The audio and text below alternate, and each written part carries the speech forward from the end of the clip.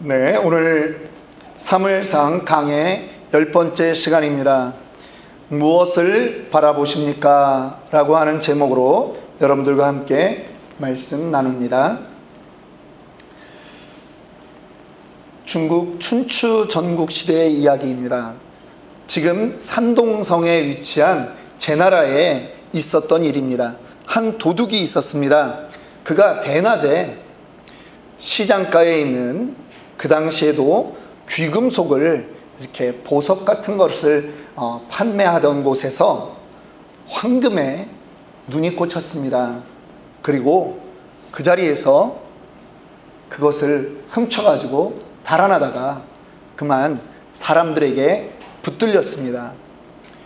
관가로 끌려갔는데 관청에서 묻습니다. 아니, 이 사람아, 대낮에, 그것도 사람들이 이렇게 많은 곳에서 그 금을 훔칠 생각을 하다니 도대체 어찌된 일인가? 중형을 면치 못할 그러한 상황이었습니다. 그런데 이 도둑이 하는 말이 이렇습니다.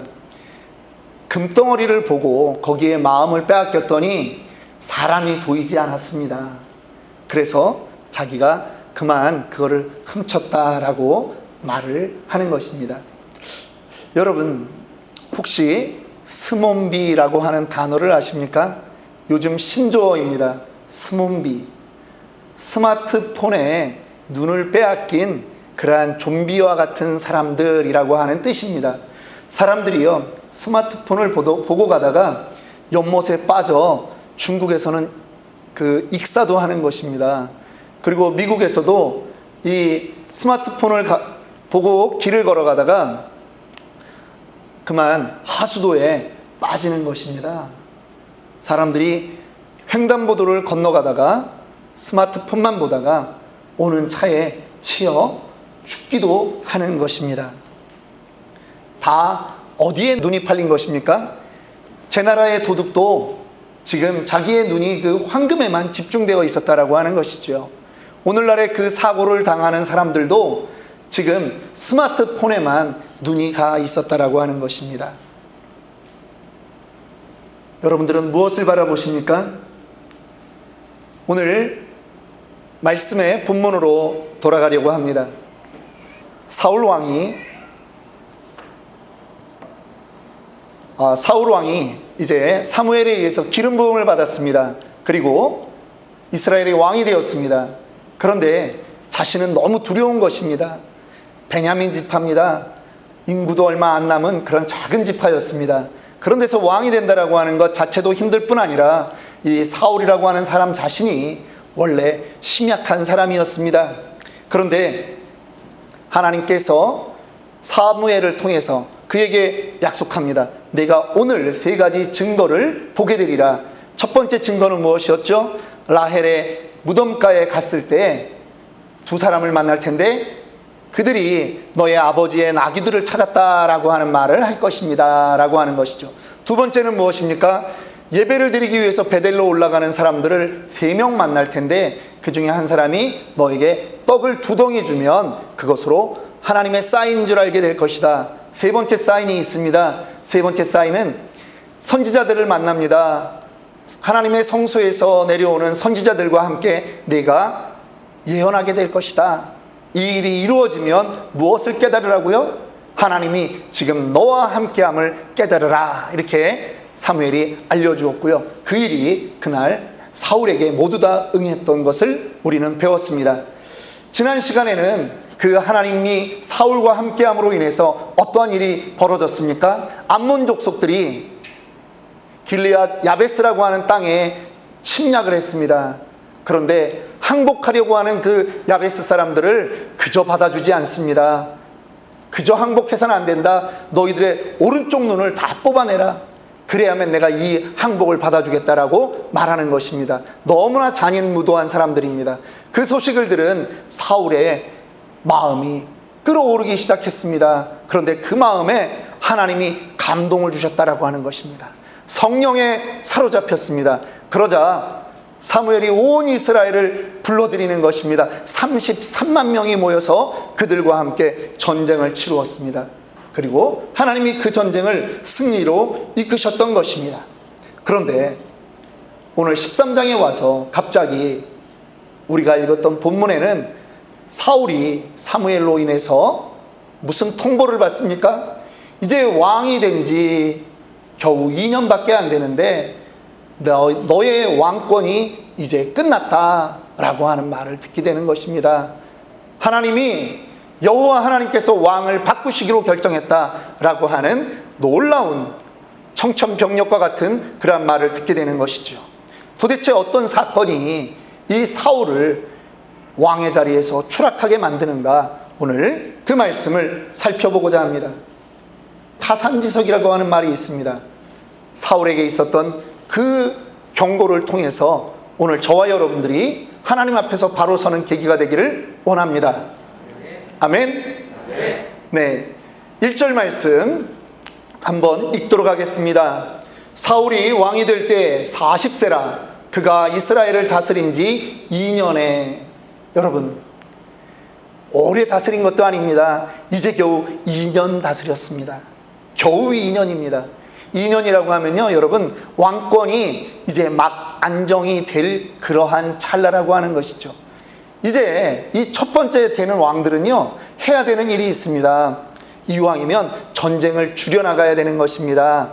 그리고 세금을 감면해서 백성들을 하나로 묶어야 되는 것입니다. 자꾸 전쟁을 일으키면 안 돼요. 침략이 들어올 때는 물론 막아야 되겠지만 자기가 먼저 전쟁하는 것은 최대한 삼가해야 되는 것입니다. 물론 나라의 파워가 강할 때는 정복을 해서 영역을 만들어야 되겠죠. 그런데 지금 이스라엘은 그런 형편은 아니라고 하는 것입니다. 더욱더 근면하게 백성들을 다독이며 농사에 전념하든지 목축업에 전념하게 만들어야 되는 것이 이 첫 번째 왕의 임무인 것입니다. 그런데 보니까 3절 보니까 이들이요, 사람들을 3,000명 자기 친위 부대를 만든 다음에 2,000명은 사울이 데리고 있고 1,000명은 그의 아들 요나단이 데리고 나가서 블레셋 사람의 수비대를 먼저 공략을 하는 것입니다. 공격을 하는 것입니다. 그랬더니 이제 전면전으로 전쟁이 벌어지게 되었습니다. 여러분, 그래서 이제 이스라엘에서도 나팔을 불어 온 히브리 사람들을 이제 소집하는데 4절을 보니까요, 모였다라고 하는 말이 4절에도 나오고 5절에도 나옵니다. 4절 마지막에 그 백성이 길갈로 모여 사울을 따르니라. 근데 숫자는 기록을 안 해놨어요. 많이 모였을까요? 아닙니다. 많이 못 모였어요. 5절에 보니까 블레셋 사람도 모였습니다. 블레셋 사람들이 이스라엘과 싸우려고 모였는데, 그런데 성경 기자는 이걸 구체적으로 기록하고 있습니다. 병거가 3만이요 마병이 6천이요 백성은 뭐와 같았다고요? 해변의 모래와 같았다라고 그렇게 기록하고 있는 것입니다. 여러분, 비교가 되니까 눈이 어디로 갑니까? 상대방의 그 군대들을 보니까요, 기가 질리는 거예요. 우리보다 많거든요.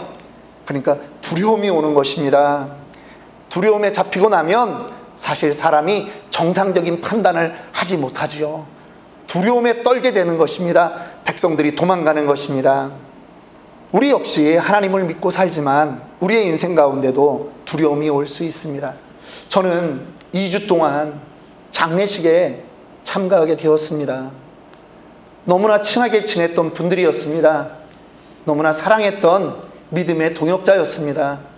그런데 한 분은 담낭암으로 5년간 고생을 하시다가 또 한 분은 최근에 췌장암으로 그렇게 돌아가셨습니다. 여러분, 나이가 50이 넘고 나면 건강검진 받는 게 좀 두렵지 않으십니까? 어떤 결과가 나올지 사실 예측할 수 없다라고 하는 거죠.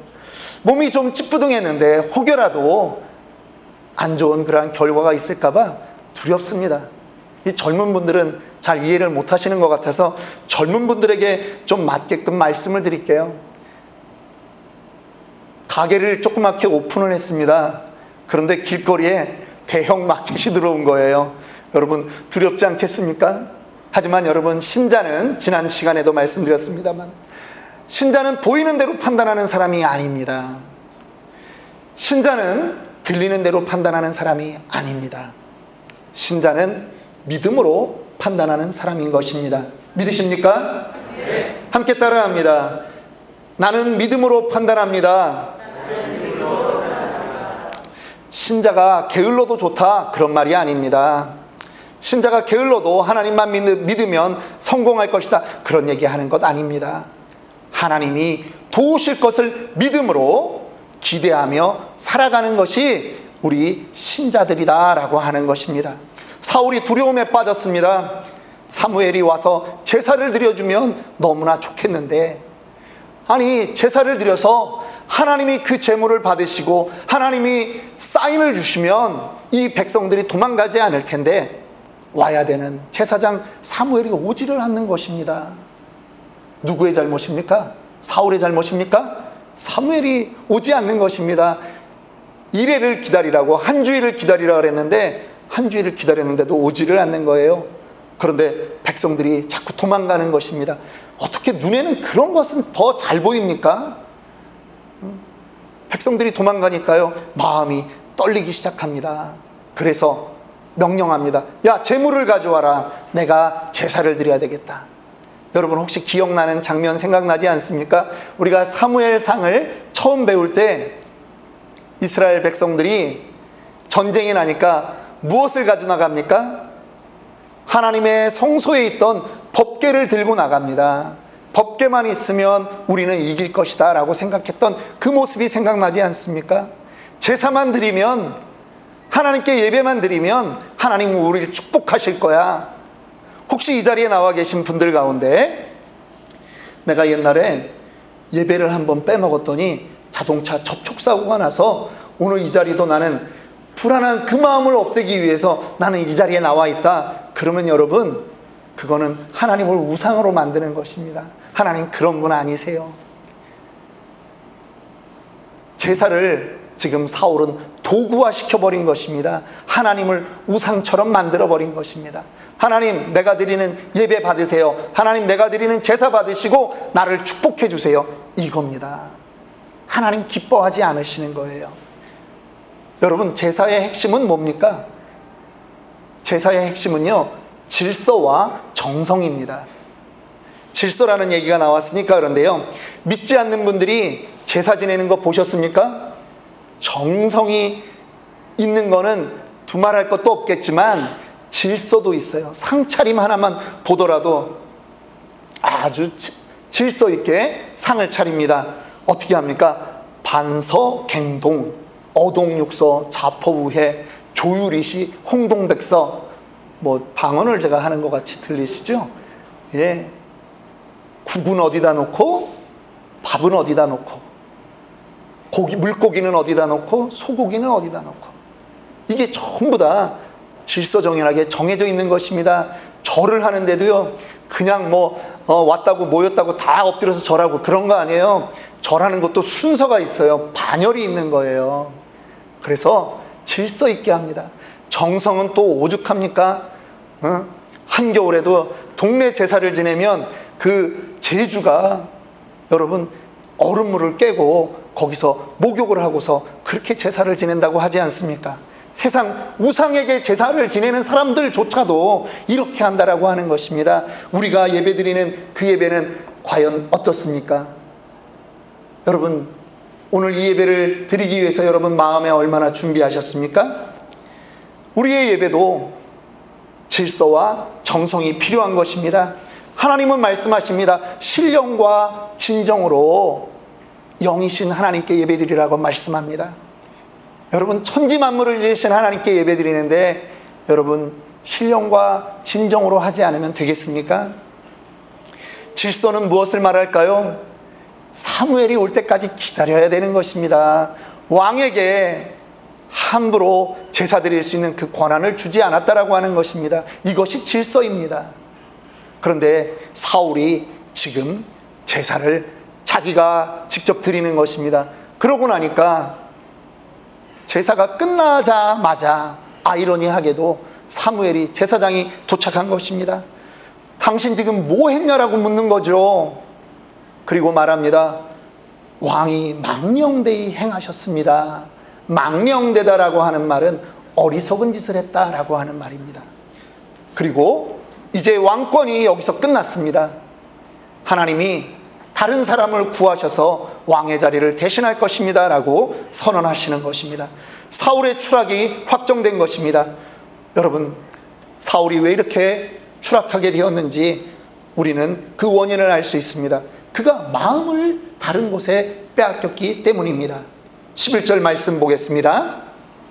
11절 12절의 말씀입니다. 사무엘이 이르되 왕이 행하신 것이 무엇이냐 하니 사울이 이르되 백성은 내게서 흩어지고 그 흩어지는 것을 보았다라고 하는 것이죠. 당신은 정한 날 안에 오지 아니하고 블레셋 사람은 믹마스에 모였음을 내가 보았으므로, 내가 보았다라고 하는 것입니다. 이에 내가 이르기를 블레셋 사람들이 나를 치러 이제 이쪽까지 길갈까지 오겠거늘 내가 여호와께 은혜를 간구하지 못하였다 하고 부득이해서, 여러분, 질서와 정성으로 드려야 되는 그 제사를 지금 부득이해서 내가 드렸다라고 하는 것입니다. 잘못된 것이죠. 백성 흩어지는 거 보았습니다. 블레셋 적군들이 몰려오는 거 보았습니다. 그런데 사울의 눈이 거기에만 주목했다라고 하는 것입니다. 숫자에만 주목했다라고 하는 것이죠. 전쟁이 숫자에 있다, 사울은 그렇게 생각한 것입니다. 사울이 잊은 것이 있습니다. 이스라엘의 전쟁은요, 단 한 번도 숫자에 있지 않았습니다. 믿으십니까? 네. 여태까지 이스라엘의 전쟁은 하나님이 여태까지 쌓아오신 것이지 이스라엘 백성들이 많아서 그렇게 해온 것이 아니다라고 하는 것입니다. 여호수아 시대를 보십시오. 가나안 땅으로 이제 들어가는데 여리고 성이 있습니다. 그런데 그 성을 난공불락의 요새가 있는데 그것을 이스라엘 백성들이 어떻게 해서 이겼습니까? 투석기로 던지고 사다리 타고 올라가서 점령했습니까? 아닙니다. 하나님의 명령대로 6일 동안 한 바퀴씩 돌았습니다. 그리고 7일째 7바퀴 돌았을 때 그들이 소리 지를 때 하나님이 그 성을 무너뜨리게 하셨습니다. 기드온도 그랬습니다. 12만 명의 미디안 군대와 싸울 때 하나님이 3만의 군대도 너무 많다, 돌려보내라고 했습니다. 결국 맨 마지막에 얼마 남았습니까? 겨우 300명을 데리고 하나님이 그 전쟁을 이기셨던 것입니다. 아니, 방금 전에 자기가 싸웠던 암몬과의 전쟁에서도 이미 하나님이 도와주신 것을 경험했는데 그 기적들을 다 잊어버린 것입니다. 그리고 무엇만 바라봅니까? 숫자만 바라보는 것입니다. 여러분, 사무엘상 17장 47절입니다. 사무엘상 17장 47절에는 어린 소년 다윗이 골리앗과 싸우면서 이렇게 외칩니다. 우리 다 같이 한번 읽어보도록 하겠습니다.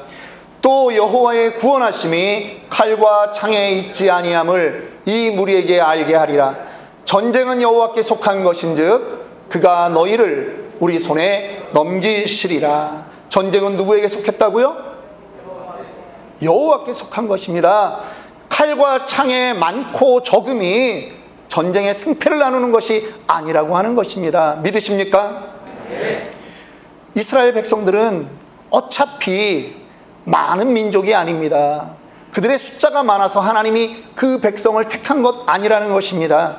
신명기 7장 7절을 봅니다. 여호와께서 너희를 기뻐하시고 너희를 택하심은 너희가 다른 민족보다 수요가 많기 때문이 아니니라. 너희는 오히려 모든 민족 중에 가장 적으니라. 적은 민족입니다.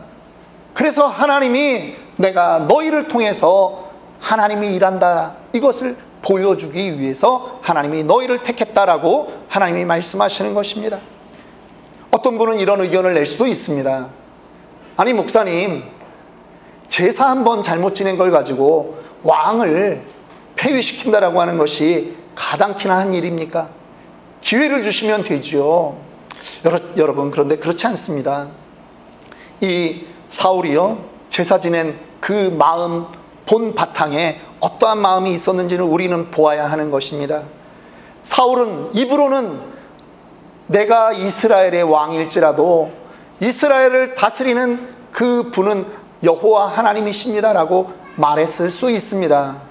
그런데 그가 이 제사의 모든 것을 자기가 다 주관하는 그러한 순간 그는 하나님은 우상으로 전락시키셨고요, 이스라엘의 왕은 나다. 교만이 지금 충만해진 것입니다. 어떤 장면이 생각납니까? 창세기 3장 5절에 뱀이 와서 이야기할 때 아담의 마음이 무엇이 되었습니까? 교만해졌습니다. 누구와 같아지고 싶었습니까? 하나님과 같아지고 싶었다라고 하는 것입니다. 너희가 그것을 먹는 날에는 너희 눈이 밝아져 누구와 같이?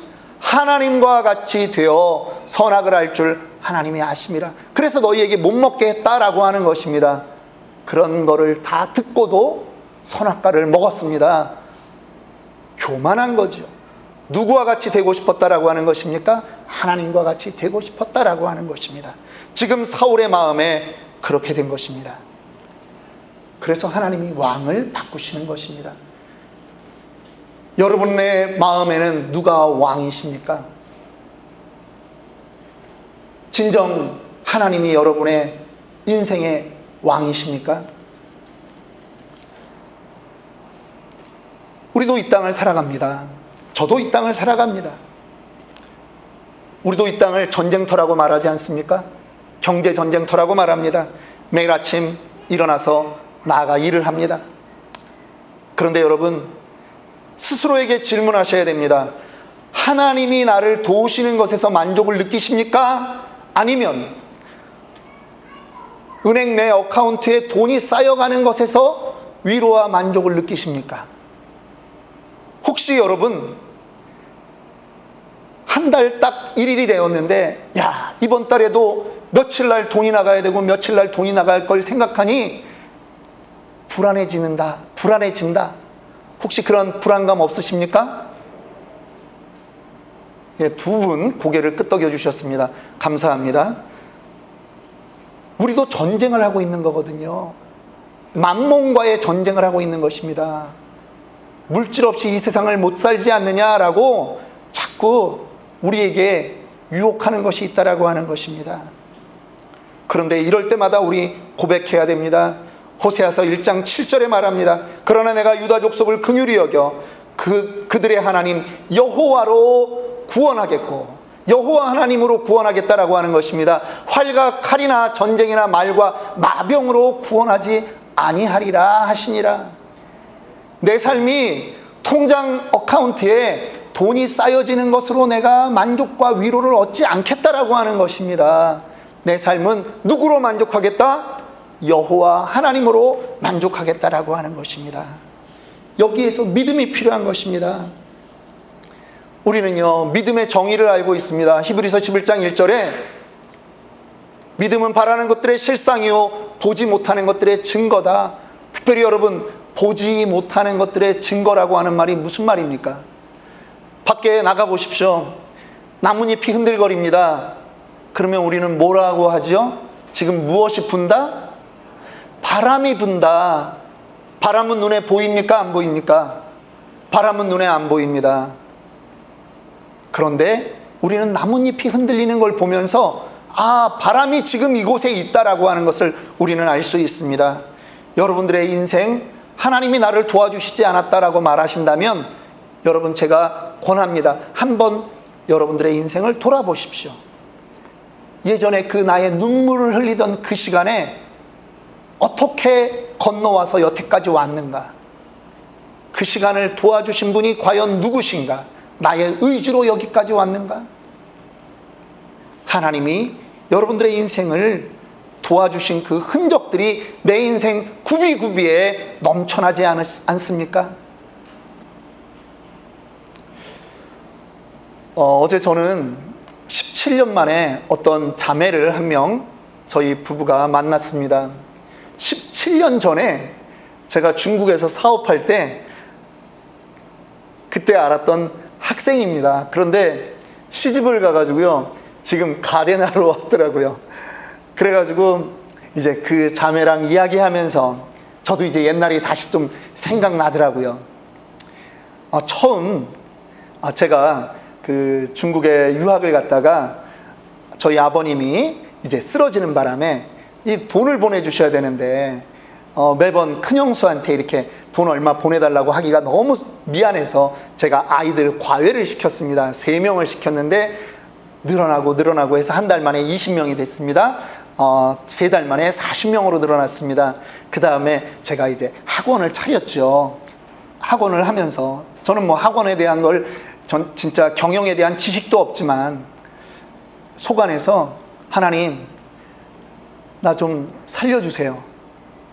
그러면서 사실은 저는 우리 그 학원만의 교재를 만들려고 엄청 애를 썼습니다. 하나님이 뭘 도와주셨는지 아세요? 그 토플 시험 같은 게 있어요. 중국어. 근데 고급 시험 중에 가장 어려운 게 딱 30분 안에 600자 에세이를 써야 되는 게 있어요. 그러니까 준비를 안 하고 들어가면 못 쓰는 거예요. 그런데 하나님이 저에게 그 전주에 딱 한 문제를 알려주셨거든요. 기적과 같이 그 문제를 제가 일주일 동안 모든 그 시험반에서 그거를 계속 3번 이상 연습을 시켰고요. 정작 시험 들어갔는데 딱 그 시험 문제가 나왔습니다. 다른 교회에서 이런 설교를 하면 아멘 해요. 여러분들은 너무 뭐 익숙하신 거죠? 예. 제가 그때 냈던 문제는 하나님이 제가 책을 보면서 스쳐 지나갔는데 3일이 지나도록 계속 그 단어가 안 사라지더라고요. 그게 뭐냐면 안락사라고 하는 단어였는데 안락사에 대한 너의 견해를 써라 이거예요. 그러니까 찬반 둘로 나눠서 어쨌든 쓰면 되잖아요. 학생들이 저희 학원 학생들만 만점을 받았습니다. 그래서 나중에 하여간 그랬었습니다. 그런데 이 학생하고 이제 그런 얘기를 17년 만에 만나서 그런 얘기를 이제 하다 보니 그때 내가 참 많이 울었는데 힘들어서 200만 원 가지고 시작했어요. 누님한테 돈 200만 원 빌려서 책상하고 의자 사고 렌트비 조금 내고 나니까 돈이 없더라고요. 그랬는데 어쨌든 하나님이 결과는 그렇게 이끌어 가셨다라고 하는 것입니다. 여러분, 하나님만 바라보아야 됩니다. 오늘 우리의 설교의 주제가 무엇을 바라보십니까? 라고 하는 것입니다. 베드로가 있습니다. 풍랑이는 바다에서 예수님이 걸어오시는 것입니다. 주님이시거든 나도 걷게 하옵소서. 그랬더니 주님이 오라. 베드로가 인류 최초로 걷지 않았습니까? 그런데 베드로의 눈이 주님을 보지 않고 딴 데를 보았습니다. 일렁이는 파도를 보았습니다. 그랬더니 빠지는 거예요. 광야에서요, 이스라엘 백성들이 40년을 살았습니다. 얼마나 많은 원망과 불평을 했는지 모릅니다. 그런데 어느 날 그들의 원망이 극에 달할 때 하나님께서 불뱀을 그들에게 보냈습니다. 그래서 많은 백성들이 죽어나가게 되었습니다. 백성들이 하나님께 잘못했다라고 말을 합니다. 그리고 모세에게 제발 하나님께 우리를 구원해달라고 좀 간청해 주십시오 라고 합니다. 모세가 기도하자 하나님이 놋뱀을 만들어 장대에 달아 높이 들으라고 말씀합니다.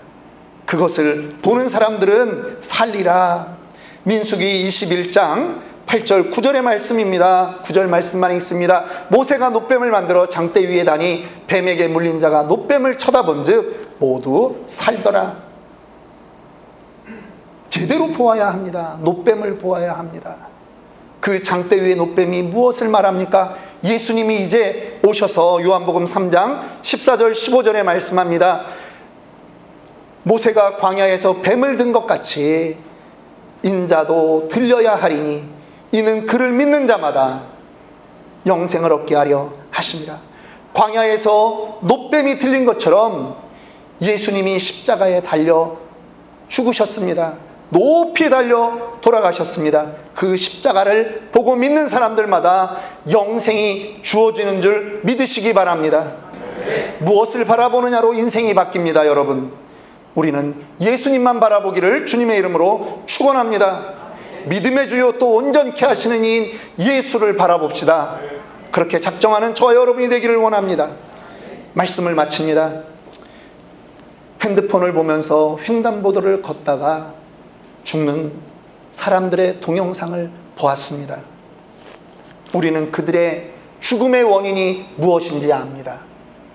헛된 것을 보았습니다. 그런데 이 땅을 살아가는 많은 사람들은 아직도 헛된 것을 보고 있는 사람들이 너무나 많습니다. 여러분들, 혹시 우리가 그들 중에 속해 있는 것은 아닙니까? 예수 그리스도만을 바라보시기를 원합니다. 장대에 높이 달렸던 그분, 십자가에 달리신 그 예수 그리스도, 그분만이 우리의 구원자이심을 믿으시기 바랍니다. 함께 기도하겠습니다.